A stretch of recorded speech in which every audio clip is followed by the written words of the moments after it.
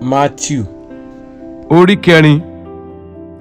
Nígbà náà ni a darí Jésù sí ijù láti ọwọ́ ẹ̀mí láti dán an wò lọ́wọ́ èṣù.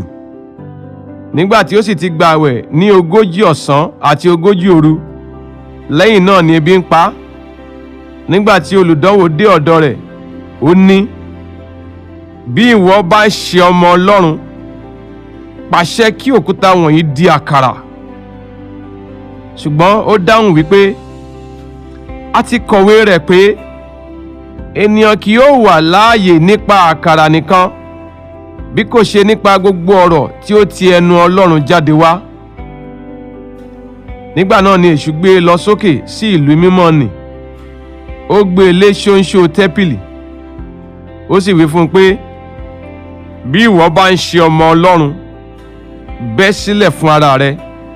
Àṣà ti kọ̀wé rẹ̀ pé, yóò pàṣẹ fún àwọn áńgẹ́lì rẹ̀ nítorí rẹ. Ní ọwọ́ ni wọ́n ó sì gbé ọ sókè, kí ìwọ kí ó má bàa fi ẹsẹ̀ rẹ gún òkúta. Jésù sì wí fún un pé, a tún kọ ọ́ pé, ìwọ kò gbọdọ̀ dán Olúwa Ọlọ́run rẹ wò. Èṣù gbé e lọ sí orí òkè gíga ẹ̀wẹ̀. Ó sì fi gbogbo ilẹ̀ ọba ayé àti gbogbo ògo wọn hàn án. Ó sì wí fún un pé, gbogbo nǹkan wọ̀nyí ni èmi yóò fi fún ọ, bí ìwọ bá wólẹ̀ tí o sì foríbalẹ̀ fún mi. Nígbà náà ni Jésù wí fún un pé, padà kúrò lẹ́yìn mi, Sátánì, nítorí a kọ̀wé rẹ̀ pé, Olúwa Ọlọ́run rẹ ni kí ìwọ kí ó foríbalẹ̀ fún, òun nìkan ṣoṣo ni kí ìwọ máa sìn. Nígbà náà ni èṣù fi í sílẹ̀ lọ, sì kíyèsí, àwọn áńgẹ́lì tọ̀ wá, wọ́n sì ń ṣe iṣẹ́ ìránṣẹ́ fún un. Nígbà tí Jésù gbọ́ pé a fi Jòhánù lé wọn lọ́wọ́, ó dìde lọ sí Gálílì.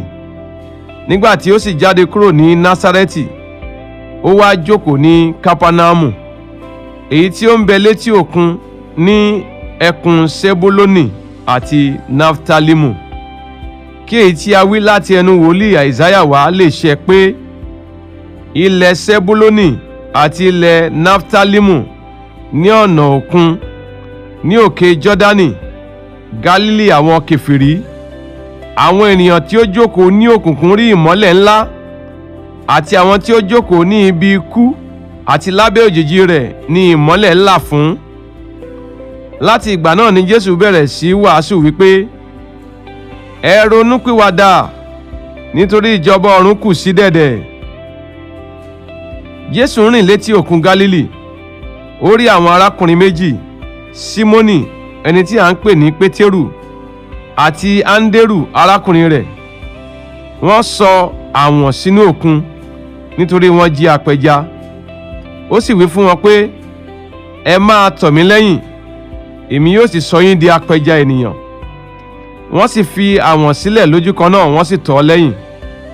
Bí ó sì ti ibẹ̀ lọ síwájú, ó rí àwọn arákùnrin méjì, Jákọ́bù ọmọ Sébédè àti Jòhánù arákùnrin rẹ̀, nínú ọkọ̀ pẹ̀lú Sébédè bàbá wọn. Wọ́n ń dí àwọ̀n wọn. Ó sì pè wọ́n. Lójú kan náà wọ́n sì fi ọkọ̀ àti bàbá wọn sílẹ̀, wọ́n sì tọ̀ ọ́ lẹ́yìn. Jésù sì rìn ní gbogbo ẹ̀kún Gálílì. Ó ń kọ́ni ní sínágọ́gù wọn, ó sì ń wàásù ìhìnrere ìjọba. Ó sì ń ṣe ìwòsàn gbogbo àrùn àti gbogbo àìsàn ní ara àwọn ènìyàn. Òkìkí rẹ̀ sì kàn yí gbogbo Síríà ká. Wọ́n sì gbé àwọn aláìsàn tí ó ní onírúurú àrùn àti ìrora wá sọ́dọ̀ rẹ̀, àti àwọn tí ó ní ẹ̀mí èṣù, àti àwọn tí ó ń sínwín, àti àwọn tí ó ní ẹgbà, ó sì wò wọ́n sàn. Ọ̀pọ̀lọpọ̀ ènìyàn sì tọ̀ ọ́ lẹ́yìn láti Gálílì, àti Dẹ́kápólì, àti Jerúsálẹ́mù, àti láti Jùdíà wá, àti láti òkè odò Jọ́dánì.